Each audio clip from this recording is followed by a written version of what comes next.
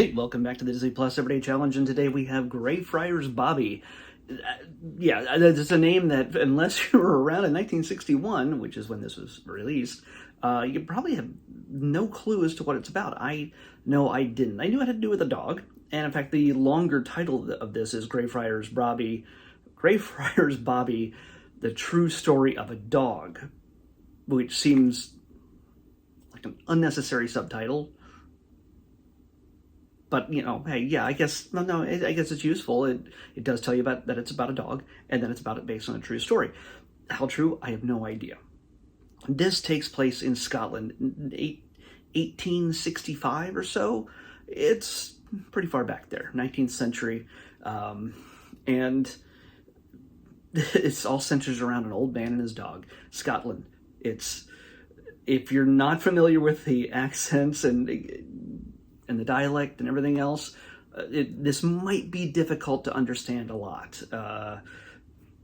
Just saying. If you don't have an ear for it, you might want to put on the subtitles. There's a lot of people talking about a dog. And while it's a sweet story, it's absolutely of its time, the pacing of its time. Kids in this era might be bored to death about this thing, but if they can get into it, if they're focused on the dog and everything that is affected by the existence of this dog, well, it can be a moving, sweet story. There is, I'll set the stage for you here. An old man, he's a shepherd. His name is Old Jock, and he, for some reason, as he gets older, he realizes he's sick and he's going to stop being a shepherd. And he gives away his dog to the local family next door, to their little girl who just would take care of the dog. Seems fine. He's asked the father to drive him into town to Edinburgh. Yeah, it's hard to say without the accent. Edinburgh. Take him in there, and he pretty much, it's hard to understand at first. I didn't know where this was heading because, again, I didn't try to seek out any spoilers at a time, especially when it's a movie that I don't know much or anything about. I like going in fresh, like completely fresh, and just enjoying it. Just see where it takes me. I like being surprised. And the old man, as I said, is sick, and I think he's pretty much going into town to die, where somebody will be able to take care of his remains. People know him, people love him.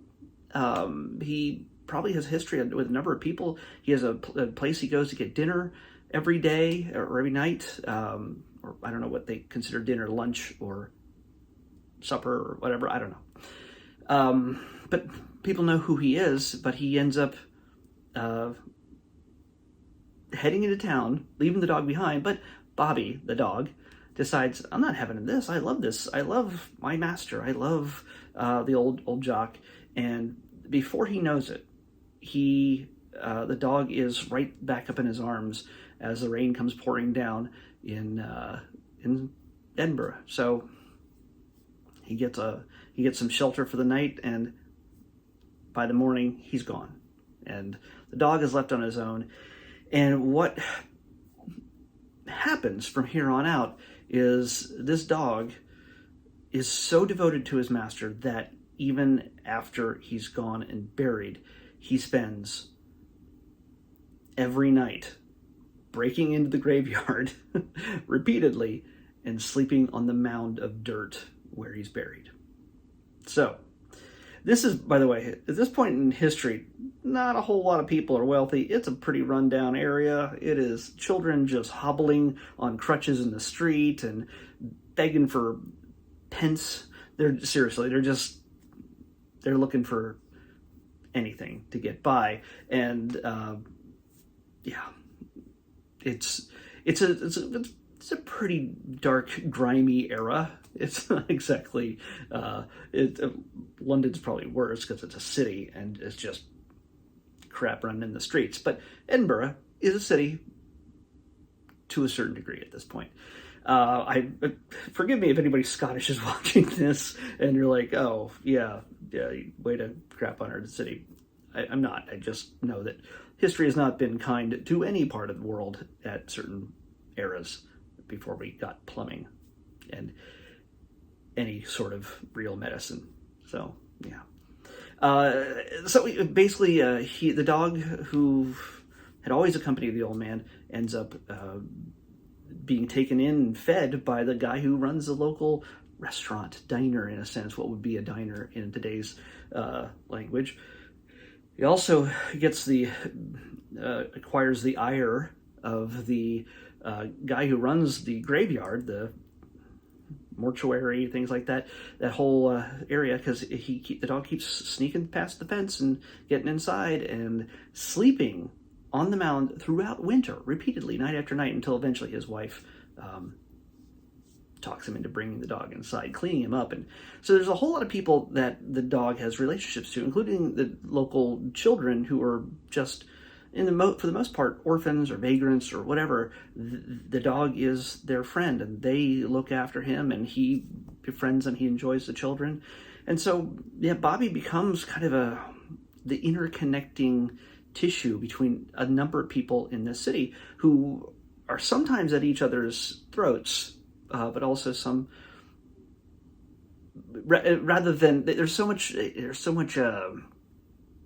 pride, let's just say. The old man himself had his own level of pride, where he was just too stubborn and considered anybody who was anything less stubborn than him were soft, So it's yeah. If you know Scotland, if you know Scottish people, yeah.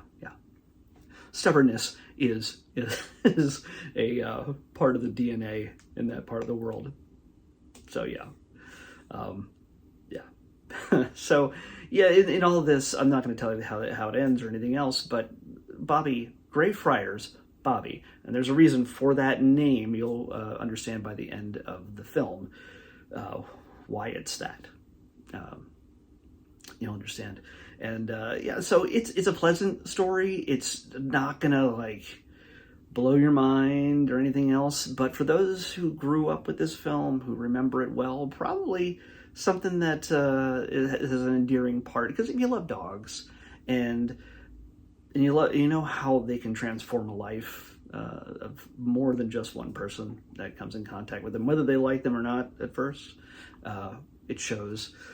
It shows a love of a dog, the devotion of a dog, and also a community that can at times be at odds with each other and at times work together to do good, and take care of each other. One of the things that I was wondering about while everybody was taking, putting such a focus on making sure this dog is, safe and alive and fed and sheltered and everything else, and cleaned and everything else. Meanwhile, there's vagrant children just hey, you're going to give me a pence for finding a dog and bringing it to you? I'm on it. Just these kids were on it. Nobody really, for the most part, at first, cared about the kids. A dog was top priority. But hordes of children just wandering the streets at night, hungry, that's it. But that is addressed in this story. So that was an odd thing for me at first, that I questioned.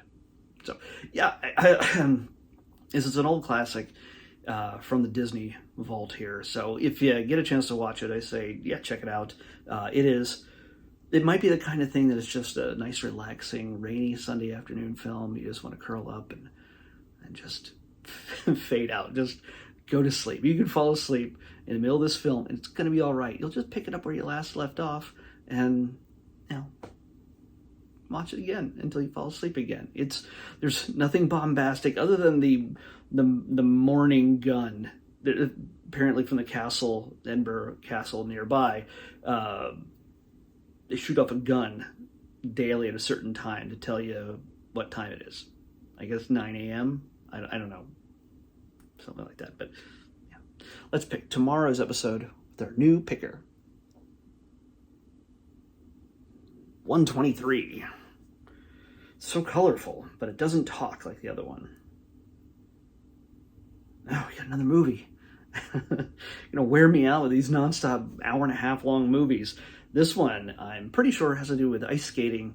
This one is Go Figure. Go Figure is what we're watching next on the Disney Plus Everyday Challenge. I'll see you back here tomorrow with it.